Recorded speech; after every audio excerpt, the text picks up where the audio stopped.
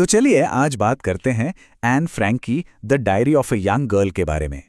ये कहानी है एक टीनेजर की जिसने दूसरे विश्व युद्ध के दौरान छिपकर जिंदगी गुजारी, डर और उम्मीद के बीच। देखते हैं कि कैसे एक पर्सनल डायरी इतिहास का इतना बड़ा सिंबल बन गई। एन खुद कहती हैं, मेरी डायरी किट्टी ही मेरी सबसे अच्छी दोस्त और विश्वास पात्र थी। देखिए, ये समझना बहुत जरूरी है कि एन के लिए उसकी डायरी सिर्फ बस एक किताब नहीं थी। एक ऐसी दुनिया में जहां वो बिल्कुल अकेली थी, किट्टी ही उसकी एकमात्र सच्ची दोस्त थी।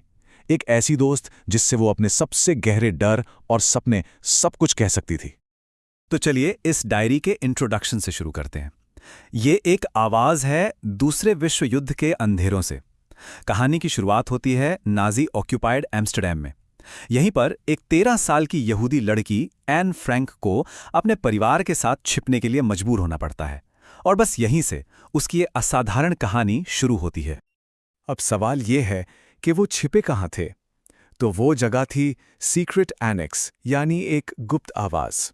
ये कोई नॉर्मल घर नहीं था, बल्कि ये एन के पिता के ऑफिस की बिल्डिंग में ही एक छुपी हुई जगह थी। सोचिए, 2 साल से भी ज्यादा समय तक ये छोटी सी जगह ही 8 लोगों के लिए उनकी पूरी दुनिया थी। चलिए अब देखते हैं कि उस गुप्त आवास में जिंदगी कैसी थी। एक ऐसी हकीकत जहां हर पल घुटन महसूस होती थी। तो इस सीक्रेट एनेक्स में असल में जीवन था कैसा? ये लगातार घुटन और डर से भरा हुआ था। एक ऐसी रोजमर्रा की सच्चाई जिसका उन्हें हर पल सामना करना पड़ता था। 8 सिर्फ एक नंबर नहीं है। ये जरा सोचकर देखिए, 8 लोग, 8 अलग अलग लोग एक छोटी सी जगह में बंद, हर पल हर सेकंड पकड़े जाने का डर। ये नंबर असल में उस जबरदस्त तनाव को दिखाता है जिसका वो लोग हर रोज सामना कर रहे थे। तो ये 8 लोग आखिर थे कौन? सबसे पहले फ्रैंक परिवार, ओटो, एडिथ, मार्गोट और हमारी एन। उनके साथ था वानदान परिवार, मिस्टर और मिसेस वानदान और उनका बेटा पीटर। और फिर बाद में एक डेंटिस्ट डॉक्टर एल्बर्ट डुसेल, वो भी इनके साथ आकर रहने लगे। उनकी जिंदगी कुछ बहुत ही सख्त नियमों से बंधी हुई थी। जैसे दिन के वक्त पूरी तरह से खामोशी, एकदम सन्नाटा, जूते पहनना मना था, बात करनी है तो सिर्फ कानाफूसी में, यहां तक कि टॉयलेट या नल का पानी भी इस्तेमाल नहीं कर सकते थे। सोचिए, एक जरा सी खांसी और सब कुछ खत्म हो सकता था। तो अब बात करते हैं आपसी रिश्तों और तनाव की। एक ही जगह पर इतने करीब रहने का जो मनोवैज्ञानिक दबाव था उसकी। जरा कल्पना कीजिए, इतने सारे लोग एक छोटी सी जगह में एक साथ बंद। तो ये तो जाहिर है कि तनाव होगा, टकराव भी होंगे। और एन की डायरी इन्हीं मुश्किल इंसानी रिश्तों का एक बिल्कुल कच्चा और ईमानदार हिसाब किताब देती है। एन के रिश्तों में सबसे बड़ा कॉन्ट्रास्ट उसके अपने माता पिता के साथ देखने को मिलता है। एक तरफ अपनी माँ के साथ उसका रिश्ता काफी मुश्किल और दूरियों वाला था। उसे हमेशा लगता कि माँ उसे समझती नहीं, बस उसकी आलोचना करती है। और दूसरी तरफ थे उसके पिता पिम, जिन्हें वो बहुत प्यार करती थी। वो उसके लिए सुकून और सपोर्ट का सबसे बड़ा जरिया थे। फिर आता है पीटर वान दान के साथ एन का रिश्ता, जो वक्त के साथ काफी बदला। शुरू में तो एन उसे आलसी, शर्मीला और बिल्कुल बोरिंग समझती थी। लेकिन फिर धीरे धीरे जब वो अटारी में बातें करने लगे तो वो एक दूसरे का अकेलापन, उनका डर, उनके सपने सब बांटने लगे। और उनकी ये दोस्ती पहले एक इमोशनल सपोर्ट बनी और फिर एक मासूम पहले प्यार में बदल गई। और हाँ, टेंशन के और भी कारण थे। एन लिखती है कि मिसेस वानदान काफी झगड़ालू थीं और उसका रूममेट डॉक्टर डसेल वो उसे बहुत मतलबी और मुश्किल इंसान लगता था। इन सब वजहों से रोज की जिंदगी और भी ज्यादा कॉम्प्लिकेटेड हो जाती थी। चलिए अब बाहर के झगड़ों से हटकर एन के अंदर की दुनिया में चलते हैं, उसके अविश्वसनीय सफर पर। एक ऐसा दिमाग जो दीवारों के पार भी फैल रहा था। भले ही वो 4 दीवारों में कैद थी, लेकिन उसका मन, उसकी आत्मा, वो लगातार बढ़ रहे थे, विकसित हो रहे थे। एन के खुद के शब्द उसकी समझदारी का सबसे बड़ा सबूत हैं। वो लिखती है, मेरे अंदर 2 एन हैं, एक जो हंसमुख और ऊपरी है और दूसरी जो गहरी और सोचने वाली है।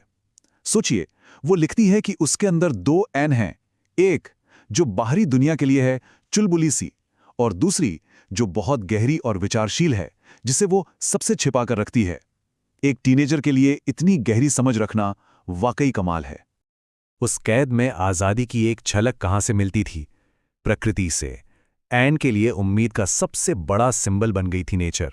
अटारी की खिड़की से जो नीला आसमान और एक चेस्टनट का पेड़ दिखता था, बस वही उसके लिए आज़ादी थी, खूबसूरती थी, बाहरी दुनिया से जुड़ने का एक जरिया जिसके लिए वो तरसती थी।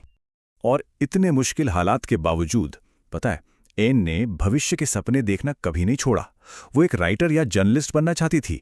उसे पूरा यकीन था कि एक दिन उसकी डायरी छपेगी। वो लिखती है कि वो अपनी मौत के बाद भी जिंदा रहना चाहती थी। और देखिए, उसकी ये इच्छा कितने गहरे तक सच हुई। अब आते हैं कहानी के उस हिस्से पर जहां उम्मीद, डर और अंत सब एक साथ हैं। बाहर की दुनिया का खतरा जो हर पल मौजूद था, लेकिन उम्मीद की इन किरणों के बीच बाहर की दुनिया का खतरा हमेशा सिर पे मंडराता रहता था। और यही उनकी कहानी का सबसे दर्दनाक हिस्सा है। डर की एक पूरी दुनिया, हर सायरन, हर गोली की आवाज़ उन्हें दहशत से भर देती थी। बाहर जंग में क्या हो रहा है, इसका पता उन्हें सिर्फ बीबीसी रेडियो की खबरों से चलता था। उनकी पूरी जिंदगी उन बहादुर डच मददगारों के भरोसे थी जो अपनी जान खतरे में डालकर उन्हें छिपा रहे थे। और फिर आखिरी दिन आ ही गए। 2 साल से ज्यादा का वक्त बीत चुका था, लेकिन अगस्त 1944 में उनका सबसे बुरा डर सच हो गया। किसी ने मुखबिरी कर दी और सीक्रेट एनेक्स के साथ धोखा हुआ।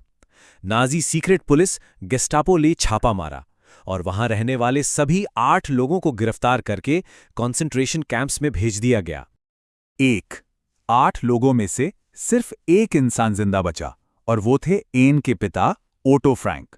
बस ये एक अकेला नंबर इस पूरी ट्रेजेडी की गहराई बताने के लिए काफी है। तो एक सवाल के साथ इसे खत्म करते हैं। आखिर कैसे एक टीनेजर की पर्सनल डायरी इतिहास के सबसे ताकतवर डॉक्यूमेंट्स में से एक बन गई? शायद इसलिए क्योंकि ये सिर्फ हॉलोकास्ट का एक रिकॉर्ड नहीं है, ये उम्मीद की कहानी है, इंसानी जज्बे की ताकत की कहानी है, और ये कहानी है एक ऐसी आवाज की जिसे कभी चुप नहीं कराया जा सका।